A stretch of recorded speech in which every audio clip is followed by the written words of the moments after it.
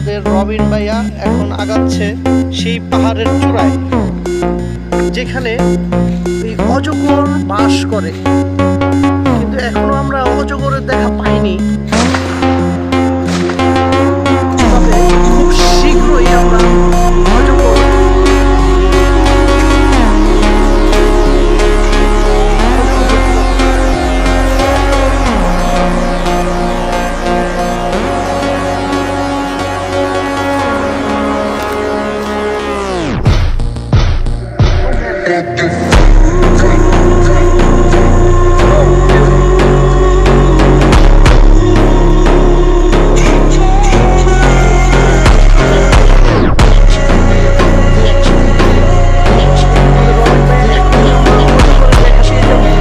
আমাদের রবিন ভাইয়ার যেটার উদ্যোগে এবং যেই সাপটা ধরার জন্য আমরা এই পাহাড়ের চূড়ায় এখন উঠব।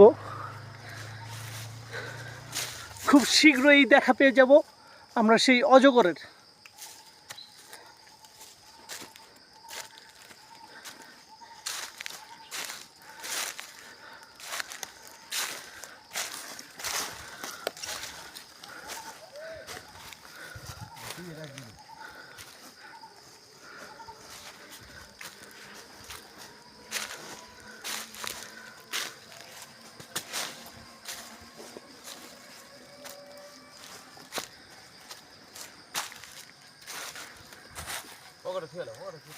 মোবাইল